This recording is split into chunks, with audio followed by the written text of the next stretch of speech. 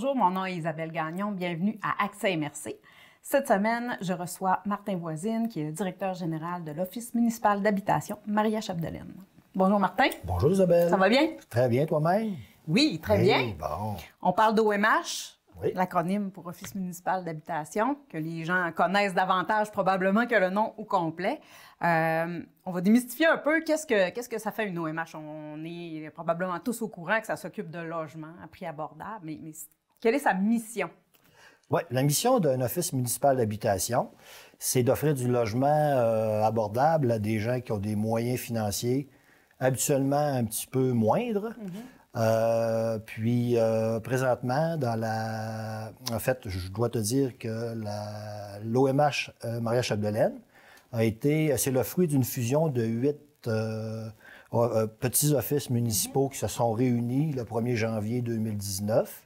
Et ce sont les municipalités du secteur géant. Il y a Girardville, Saint-Edmond, Albanel, Saint-Thomas et Normandin. Et il y avait aussi Dolbeau-Mistassini, Péribonka et Sainte-Jeanne-d'Arc. D'accord. Puis ça origine d'où cette fusion-là? Est-ce que c'est une fusion qui est, moi je te dirais, imposée ou c'est vraiment tous les offices municipaux qui se réunissaient puis qui se disaient, bon, bien, on serait peut-être plus efficace, plus fort si on unissait nos forces? On peut dire que ça a été imposé parce que c'est une volonté politique de réunir le plus possible les MRC par secteur les OMH, pardon, par secteur de MRC. Au départ, il y avait plus de 500 OMH au Québec. Et suite aux fusions, quelquefois ça s'est bien passé, quelquefois ça s'est moins bien passé. Mais en général, je te dirais que ça s'est quand même bien passé. Mais on est aujourd'hui avec un nombre de 149 OMH au Québec. Donc, le nombre a réduit considérablement. Oui. On disait qu'il y a des endroits où ça s'est moins bien passé. Est-ce que ça a été le cas dans Maria Chapdelaine? Non, ça s'est quand même bien passé. Il y a eu plusieurs, il y a quand même des choses à ajuster. Oui, il y a des choses à ajuster. Puis c'est normal aussi. Il y a un petit peu de crainte quand il y a des changements. Mais ça s'est très bien passé. Aujourd'hui, ça va numéro 1. Il n'y a pas de problème. Les conseils municipaux sont contents. On donne un bon service. Puis c'est important de dire que la première raison du pourquoi qu'il y a une fusion des OMH selon la volonté politique de la Société d'habitation du Québec, c'était d'offrir de meilleurs services à la clientèle. Quand on a un OMH de moins de 100 logements ou de 50 logements ou de 10 logements, des fois, on n'a pas les ressources appropriées pour offrir les meilleurs services dans toutes les sphères que ça prend dans un OMH. Donc, maintenant, avec les fusions, ce que ça fait, c'est qu'on a plus de logements, on a plus de budget. Donc, on a des personnes un peu spécialisées qui ont qui font le travail pour chaque chose qui est importante dans un OMH. Comme, par exemple, chez nous, à l'OMH Maria Chapdelaine, moi, j'agis à titre de directeur, mais on a une personne compétente et expérimentée au niveau du traitement de la comptabilité. On a une personne aussi de la même chose qui a beaucoup d'expérience au niveau du traitement, de la sélection, de la location des logements. On a une personne au niveau qui coordonne les travaux dans les immeubles. Et on a 3 préposés en entretien qui, eux, font les travaux dans nos immeubles. Fait que ce que ça fait en sorte, c'est qu'on a des gens qui sont habitués et qui comprennent comment ça fonctionne. Fait que comme ça, on limite les erreurs et ça se passe bien. C'est un peu le même principe, en fait, que les plus petites municipalités qui regroupent les services pour offrir quelque chose qui n'aurait pas le moyen de s'offrir toute seule, en fait. Absolument, absolument. Ça doit aussi uniformiser le type de service reçu ça uniformise dans chaque OMH. Puis peut-être, à titre d'exemple, je ne l'ai peut-être pas nommé, mais on a aussi un travailleur communautaire, travailleur social, qui, normalement, dans les petits OMH, ne bénéficiait pas de ce service-là nécessairement. Fait qu'on sait qu'aujourd'hui, il y a de plus en plus de problématiques au niveau social. Fait que cette personne-là vient donner un support et elle sert aussi de référence aux organismes là, qui sont dans le secteur. Fait que son rôle, c'est pas vraiment nécessairement d'accompagner, mais c'est de gagner la confiance des locataires pour éventuellement être en mesure de les référer aux ressources qui sont disponibles dans le secteur. OK. Donc, cette personne-là, ce service psychosocial, socio-communautaire? Oui, socio-communautaire, on pourrait dire ça. Cette personne-là, il y a une personne pour desservir l'ensemble du territoire? Oui, il y a une personne pour desservir l'ensemble du territoire. C'est pour ça que c'est important de comprendre qu'elle ne fait pas du suivi ponctuel avec les locataires. OK? Ce qu'elle va faire, c'est qu'elle va gagner la confiance de ces locataires-là en se présentant, en les aidant de différentes façons. Et quand le ménage vit une problématique quelconque, ce qu'elle va faire, c'est que cette ressource-là connaît toutes les autres ressources qui sont dans le secteur. Fait qu'elle va faire une référence à ces ressources-là qui sont très compétents, qui font un très bon travail. Ça ne donne rien de dédoubler. Fait qu'on sert des ressources qui sont déjà dans le secteur. OK. Donc, c'est une porte d'entrée vers les autres services pour diriger Absolument. les personnes. Quand on parle de problématiques, il y en a de toutes sortes. Il y en a de toutes sortes. Ça peut être relié à une dépendance quelconque, aux drogues, à l'alcool ou autre. Ça peut être de la violence. Il y a beaucoup de problématiques. Ça peut être de la santé mentale. Ça peut être... il y a toutes les problématiques qu'on peut penser là, peuvent se retrouver dans nos logements. L'OMH, c'est un organisme, en fait, donc qui fonctionne avec un conseil d'administration.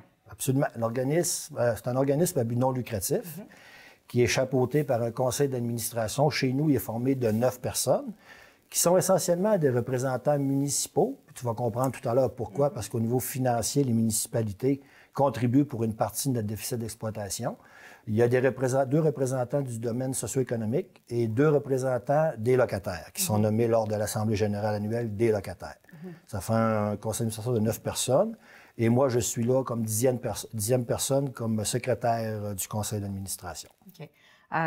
Vous avez un parc de combien de logements au total là, sur le territoire? Suite à la fusion des 8 OMH de la MRC, on a maintenant la gestion de 289 logements de type HLM. Et à ça, on peut ajouter 140 unités qui proviennent du programme supplément au loyer. Le programme supplément au loyer, en fait, c'est d'interpeller des propriétaires privés qui seraient intéressés à avoir quelqu'un qui sont sur nos listes d'admissibilité. On pourrait les loger dans leur logement. Et ce que ça fait, c'est avantageux pour le propriétaire parce que nous, on peut donner un support au propriétaire quand il arrive des problématiques. Et ce que ça fait, c'est que le locataire va payer 25 de ses revenus. Et la subvention va payer la différence entre le coût du loyer et ce que paie le locataire. D'accord. Ouais. Donc, c'est un peu une assurance aussi pour le propriétaire de voir son loyer payé. Absolument. D'où l'avantage. De récupérer les loyers qui lui sont dus. En tout et partout, on parle de 429 unités de logement pour le secteur de la MRC Maillat-Chapdelaine. OK. On parlait tout à l'heure des habitations de type HLM, c'est ce qu'on appelle des habitations à loyer modique. Donc, c'est des blocs appartements. Nous, là, les 289 logements sont répartis dans 55 immeubles, entre 2 logements et 20 logements. Fait qu'en général, là, c'est surtout des petits immeubles. Par contre, on a quand même 2 gros 20 logements qui sont de catégorie personnes âgées. Mais essentiellement, ce sont peut-être plus des petits immeubles. Là. Il arrive qu'on en a de 10, mais il y en a aussi des jumelés, beaucoup de jumelés là, de deux logements. OK. Donc, ça, tu parlais de résidence plus pour les aînés. C'est vraiment une catégorie de clientèle où c'est pas le hasard qui a fait en sorte que vous avez des personnes âgées juste dans une habitation? Je vous dirais que le ratio entre les catégories personnes âgées et familles, parce qu'on a essentiellement 2 catégories chez nous, et on a aussi un logement pour personnes handicapées, pour logement adapté. Mais essentiellement, là, c'est du catégorie famille et personnes âgées. Il y a une question qui me chicote. La problématique du logement, on s'en cache pas actuellement. On n'arrête pas d'entendre que ça prend davantage de logements sociaux. Est-ce que vous arrivez actuellement à répondre à la demande de logement? Est-ce que vous avez suffisamment d'unités d'habitation pour répondre? En fait, pour la catégorie, pour la clientèle HLM, là, qui doivent respecter un certain plafond là, pour être admissibles dans nos logements, on appelle ça le PRBI. Comme par exemple, je vous dirais, pour la localité de Dolbeau-Mistassini, un ménage d'une personne ou 2 personnes qui occuperait un 3,5 ou un 4,5, une chambre à coucher, 2 chambres à coucher, ne pourrait pas gagner plus que 26 000 $ par année. Pour cette catégorie de clientèle-là, je vous dirais que ça ne serait pas justifié de reconstruire des logements. De toute façon, ce n'est pas possible de le faire au niveau des HLM parce que la façon de financer ces immeubles-là ou les déficits d'exploitation présentement, ben ils ne font plus pour ce programme-là HLM au Québec depuis, je vous dirais, les années 70-80. Il n'y en aura plus non plus comme ça. Il y a d'autres programmes qui ont remplacé ça. Par contre, il y a une clientèle qu'on pourrait qualifier plus de logement abordable où les deux parents ou un parent peut gagner à peu près le salaire minimum ou un petit peu plus, où là, on aurait besoin de logements qui pourraient coûter aux alentours de 650, 700, 750 dollars électricité et courant fourni, tout ça. Fait que là, de ça, il en manque. Ça, c'est évident. On pense qu'il en manque peut-être entre 20 et 30. Il se parle déjà quelque chose à ce niveau-là, là, au niveau de la MRC, à développer de nouveaux logements. C'est à l'état embryonnaire encore, mais on travaille fort pour essayer de construire de nouveaux logements. Puis on espère que ça sera le plus tôt possible. Est-ce que, on parlait de seuil de salaire pour être admissible. On ne se cachera pas non plus, le coût de la vie dans les dernières années a énormément augmenté. Est-ce que vous avez dû rehausser le seuil? Le seuil, c'est pas... abaisser plutôt le seuil ou faire un changement à ce niveau-là parce que, gagner 26 000 il y a 5 ans, puis gagner 26 000 aujourd'hui, on n'a pas la même qualité de vie. Là. Absolument. Le seuil, c'est pas nous qui décidons de ce seuil-là, c'est le gouvernement via la Société d'habitation du Québec. Et il est majoré à chaque année, pas beaucoup. Par contre, depuis qu'on a la pénurie de logements, ce que le gouvernement a fait, c'est qu'il a instauré des facilités ou des moyens, quand on a des logements vacants, ça fait un petit bout, d'augmenter un petit peu ce plafond-là pour permettre à plus de personnes d'avoir accès à nos logements. Fait qu'il y a eu une modification qui s'est faite à ce niveau-là.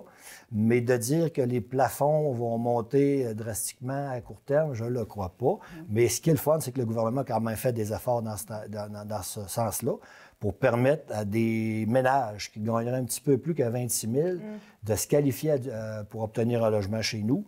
Mais ça, c'est en considérant qu'on a des logements vacants qui sont disponibles depuis un petit bout de temps. Ça m'étonne quand même que vous ayez des logements vacants avec la demande. On en a très peu. Je vous dirais que dans le secteur d'Olbeau-Mistassini, principalement d'Olbeau, on a beaucoup de demandes. Pourquoi? Parce que les services sont ici. On a les épiceries, le centre hospitalier, les pharmacies, etc. Fait qu'à ce niveau-là, j'ai pas de logement vacant d'Olbeau-Mistassini. Ça, c'est certain. Par contre, les petites municipalités, on en a quelques-uns. On n'en a pas beaucoup, on en a quelques-uns. Comme par exemple, là, je vous dirais, on en a peut-être une dizaine pour les 7 autres municipalités qui sont en périphérie de Olbeau-Mistassini. C'est quand même pas beaucoup, mais on en a quelques-uns. Ouais. Les plafonds n'hausseront pas de façon importante, mais la demande, elle, au cours des 2-3 dernières années, est-ce que vous l'avez vu augmenter? Oui. Avant la pénurie de logements, on avait plus que ça là, au niveau des logements vacants. Moi, quand je suis arrivé en poste à l'automne 2019, il y avait 45 logements vacants. Aujourd'hui, on parle peut-être de 18 ou 20 logements vacants. Puis c'est pas parce qu'on n'est pas capable de les louer. Des fois, c'est qu'on doit préparer ces logements-là pour éventuellement les louer à la prochaine personne qui est sur nos listes d'admissibilité. Puis ça prend un petit peu de temps. Fait que je vous dirais qu'en réalité, là, au niveau du nombre de logements vacants qu'on a présentement, c'est 10. Là. Les 10 autres là, qu'on a, 8-10 autres qu'on a, s'ils étaient prêts, on pourrait les attribuer tout de suite. Comment vous en attribuez par année à de nouvelles personnes? Est-ce qu'on est capable de faire une moyenne? Je vous dirais, je n'ai pas ce chiffre-là, mais je vous dirais que ça va au niveau de l'offre qu'on a. Si on a des logements qui se libèrent, bien, on est en mesure d'en attribuer plus. S'il y a des années où il s'en libère moins, bien, on en attribue moins. Fait que je n'ai pas vraiment de chiffres à te donner là-dessus, mais c'est comme ça que ça fonctionne. les gens qui demeurent soit en HLM ou avec les subventions dont on parlait tout à l'heure, si heureusement pour elles, leur qualité de vie, leur pouvoir d'achat augmente parce que, bon, un nouvel emploi, tout ça, elles se qualifient plus, donc elles sont obligées de quitter le logement. C'est une bonne question. Je suis content que tu me poses cette question-là. En fait, non. Non. Comment ça fonctionne? Si la première fois que tu as obtenu un logement social, tu te qualifiais selon les critères qui sont en place, notamment le salaire, et il peut arriver qu'un an, 2 ans ou 3 ans après, tu aies un emploi qui te permet d'avoir un meilleur salaire, une meilleure rémunération. Bien, à ce moment-là, la personne va continuer à payer 25 de ses revenus. Elle va payer plus cher. C'est toujours ça. Ah, c'est toujours 25 des revenus. Il y a une petite nuance importante à ajouter. Si jamais la personne augmente de beaucoup ses revenus, elle a accès à quelque chose qui s'appelle le loyer protégé. Elle a accès une fois à ça dans sa vie de locataire dans un OMH, et pas seulement dans le même OMH, dans tous les OMH du Québec. Exactement. Et ce que ça fait, c'est que ça va geler son loyer pour 3 ans. Après ça, malheureusement, si elle gagne vraiment un gros montant, elle va devoir payer 25 si elle veut demeurer dans le logement en question. Mais ce qui va arriver, c'est que là, elle va payer plus cher pour un logement social que si elle s'achèterait une propriété dans la municipalité. Fait que souvent, ce qui arrive, c'est que ces gens-là vont déménager, vont acquérir une propriété, puis on va pouvoir attribuer le logement à quelqu'un d'autre qui en a besoin. Mais on ne va pas mettre personne dehors pour la raison que le ménage gagne trop cher. On parle d'attribution depuis tout à l'heure. Comment ça fonctionne pour savoir, d'abord faire une demande à l'OMH, et puis comment ça fonctionne le processus d'attribution? Oui. Est-ce que c'est premier arrivé, premier servi, ou selon les besoins? C'est pas premier arrivé, premier servi. En fait, quelqu'un qui est intéressé à avoir un logement social va se présenter chez nous, où il va appeler, parce qu'il y a un formulaire à remplir, un formulaire de demande de logement. Il peut en avoir un chez nous papier qu'il peut remplir lui-même. Il peut. Cette demande-là est accessible aussi via notre site Internet. Fait que nous, on fait tout ce qui est en notre possible pour faciliter à la personne à ce qu'elle puisse remplir ce document-là. Après ça, on nous envoie le document. Là, on vérifie si la personne est admissible. Essentiellement, pour que la personne soit admissible, c'est qu'elle respecte le PRBI, le plafond des revenus. Il ne faudra pas qu'elle dépasse. Après ça, il ne faut pas qu'elle ait un jugement antérieur dans un autre OMH, comme de quoi que ce ménage-là s'est fait évincer du logement. Mais essentiellement, c'est pas mal les raisons pour lesquelles on pourrait attribuer un logement à quelqu'un. Et là, il y a, dépendamment justement du salaire, de la composition du ménage, bien là, on va embarquer sur une liste d'admissibilité. Elle va choisir des secteurs où elle veut habiter. Bon, ça peut être les 8 secteurs, c'est bien pressé. Elle peut dire, moi, je veux que tu me mettes sur... Peu importe la municipalité, je veux un logement le plus rapidement possible. Elle pourrait appliquer pour les 8 municipalités. À ce moment-là, il y a plus de chances d'avoir un logement rapidement. C'est sûr que si la personne tient exclusivement à avoir la municipalité de Dolbeau-Mistassini, ça va être plus difficile. Ça va prendre plus de temps. Mais essentiellement, c'est comme ça que ça fonctionne. La personne, j'imagine qu'il n'y a pas une situation pareille, mais quand on fait une demande, on peut s'attendre à ce que, par exemple, prenons Dolbeau-Mistassini, puisqu'on dit que c'est un peu plus long. C'est un peu plus long combien? Est-ce que c'est plus long 6 mois, plus long 2 ans? Ça peut prendre 6 mois, ça peut prendre 1 mois, ça peut prendre 1 an, ça peut prendre 2 ans. Ça dépend de la disponibilité des logements. Il faut comprendre que dans une période comme dans laquelle on vit présentement, au niveau de la pénurie de logements, quelqu'un qui veut partir de chez nous va difficilement trouver un autre logement.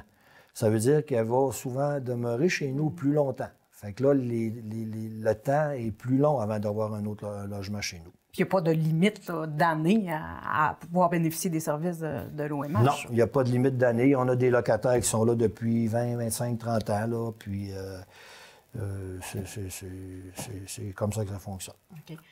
Tu parlais tout à l'heure du déficit d'exploitation, de la façon de fonctionner, parce que là, si vous avez un déficit d'exploitation, vous prenez vos sous quelque part et vous... oui, c'est bien important. Subvention gouvernementale, j'imagine, contribution du milieu. Oui, ça, c'est pas mal le nerf de la guerre, les sous, c'est pas mal toujours ça. L'Office municipal d'habitation de Montréal-Chapdelaine a un budget d'environ 2 800 000 $ en 2024. Comment c'est financé, en fait? Je vais te parler des revenus. Nous, on a des revenus qui proviennent de la perception des loyers. Les gens doivent payer un loyer, donc ça, c'est notre principal revenu. Il y a une petite charge au niveau de l'électricité qui vient s'ajouter à nos revenus. Quand les gens ont des stationnements, il y a un petit frais aussi pour ça qui s'ajoute à nos revenus. Il y a des revenus de buanderie, il y a des revenus d'air climatisé. Quand quelqu'un s'installe un air climatisé dans son logement, il y a des petits frais mensuels qui s'ajoutent aussi. Fait que ça, c'est essentiellement les revenus qu'on a. Après ça, on a nos dépenses. Là, toutes les dépenses qu'il peut y avoir dans une organisation, on les a. Naturellement, on a du financement encore sur plusieurs bâtiments qu'on a. Fait que ça vient faire en sorte que, essentiellement, là, je vous dirais que toutes les OMH au Québec ont un déficit d'exploitation. Et il n'y a pas un OMH qui, en tout cas pas à ce que je cherche, qui fait de l'argent. Il y a tout le temps un déficit d'exploitation. Le financement, en fait, si, admettons, il y a un manque à gagner, on a des revenus, je ne sais pas moi, d'1 500 000 $, il y a un manque à gagner d'1 300 000 $, bien là, le 90 % de ce déficit d'exploitation-là va être assumé par les deux paliers de gouvernement, la SCHL et la Société d'habitation du Québec. Là, il manque un 10 % qui va être financé par les municipalités. Qui sont membres de... Les 8 municipalités dans lesquelles on a des logements chez eux. D'accord. Donc, c'était fort intéressant, tout ça. Oui. On a parlé de pouvoir faire une demande à partir du site Internet, là, sur peut le être formulaire. Connais-tu l'adresse par cœur du site Internet? Oui, c'est www.omhmc pour Maria-Chapdelaine.ca. Les gens ont accès au site Internet. Je les invite à aller voir notre site Internet et à appeler au bureau. Là, il n'y a aucun problème. Je ne sais pas si je peux le dire. Comme une autre 418-276-8026, c'était 0. Puis notre personne à l'accueil va se faire un plaisir de répondre aux questions qu'elle aura. Vous souhaite que l'éventuel projet dont il était question aboutisse peut-être cette année. Sinon, Martin Voisine, merci beaucoup d'avoir été là. Merci de l'invitation. Donc, on vous invite, si vous croyez que l'OMH pourrait être une solution pour vous, à communiquer avec l'organisme. Je vous rappelle que nous sommes aussi disponibles en format balado. Et sur ce, je vous dis à la semaine prochaine.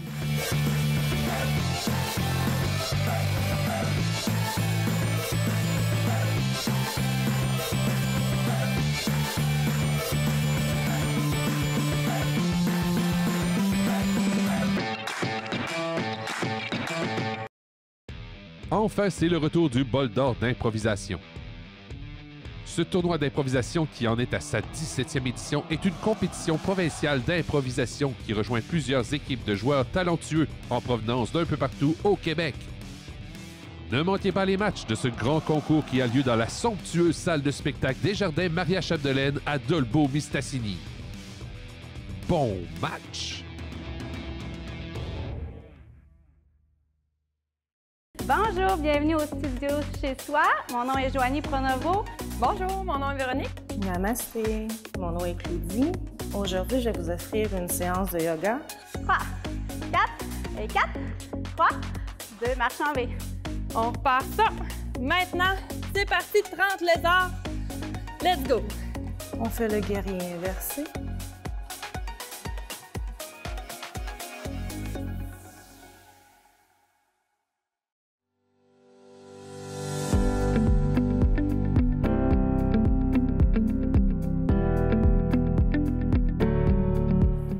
À Saint-Stanislas, grâce à l'implication citoyenne, on a redynamisé notre village. Ce qui est important, c'est les idées qui viennent, mais les gens pour les réaliser, les gens qui sont assez proches de ça puis qui croient aux idées qui ont été émises. Là. Chacun peut faire la différence. C'est pour ça que je m'implique, parce que j'y crois. Les discussions pour la transformation de l'Église sont faites en 2015, fin 15, début, fin 14, début 15. On avait une journée de la ruralité à Saint-Edmond-des-Plaines pour discuter qu'est-ce qu'on pouvait faire comme projet dans nos municipalités. Nous, on pensait beaucoup à notre Église transformée parce qu'on n'avait plus aucun service dans la municipalité. Puis, suite à une conversation, notre agent local du temps, qui était Carole Richer, il est venu à notre table et nous a apporté une idée de faire un mur d'escalade dans l'église. Fait que là, la question se posait, mur d'escalade, mais pourquoi pas? Là, on a discuté de ça ensemble aussi, puis restaurant, bibliothèque, plein de choses pour utiliser cette bâtisse-là. On a mûri ça, Marc, on a jasé beaucoup avec Caroline, qui est notre directrice générale, le conseil municipal. Puis pour ça, ben, on a fait des consultations publiques. On a rencontré nos gens, on leur posait la question s'ils étaient intéressés à qu'on fasse quelque chose dans l'Église. Puis c'est de fil en aiguille, ça a monté à notre projet qu'on a porté avec 3 consultations. Ben, l'impact pour notre municipalité, là, on s'est donné plein de services qu'on n'avait plus du tout. Il n'y a pas un mois qu'on n'a pas un téléphone quelque part au Québec pour savoir comment est-ce qu'on a fait pour transformer ça. Est-ce qu'on fait parler de nous autres à la grandeur du Québec? On a même gagné un prix au patrimoine religieux il y a quelques années. Pour nous autres, c'est une fierté, c'est sûr, là, mais pour les gens de la place aussi, c'est une fierté. C'est sûr que les heures que j'ai mis, que Mario a mis, que d'autres personnes ont mis dans ce projet-là, on les a jamais calculées, on n'a jamais facturé ça. Ça faisait partie de la démarche, si on veut. On s'est impliqué là-dedans, on a dit on y va jusqu'au bout. Puis on a fait beaucoup d'heures. La paye de ça, c'est la réalisation comme telle, le projet comme tel, mais c'est aussi que la fierté des citoyens. Je ne le vois même pas comme des heures travaillées, je le vois comme des heures qu'il fallait donner pour que ça se réalise. Il n'y a pas juste nous deux qui s'est impliqués à ça, là. Le conseil municipal, la directrice générale, pour la mentionner, Caroline, il ne faut pas oublier de la mentionner, mais je voudrais remercier aussi toute la population qui se sont impliqués à ce projet-là. Puis de près ou de loin, puis ceux qui y participent encore, qui viennent tous les jours, ils viennent régulièrement, puis ils parlent en positif de notre projet.